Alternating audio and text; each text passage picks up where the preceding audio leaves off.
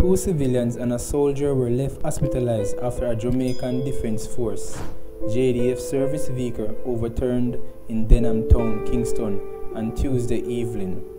Reports are that about 7 p.m. the soldier was driving alongside a Racecourse Lane in the community when he lost control of the vehicle and it crashed into a shop and a parked car before overturning. The soldier was the lone occupant of the vehicle, was injured along with the man, who was attending to an engine block alongside the sidewalk at the time of the incident.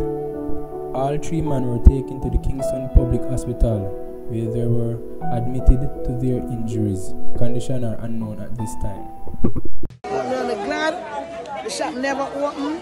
That's the lose some little children. God love we. God love we. That's all we have to say. God favor we. And I'm glad we just hear so. Father God, thank you. Thank you. That said to me, say, some kids are always out there. Yeah, some kids are always in the song. And all the shop never open. We cry, we know. This is the worst than Corona now tonight. But God still favor them. We have to say, thank you, Jesus. Thank you, Lord. So just, yes, sir, it's here. Go, sir, go. You understand?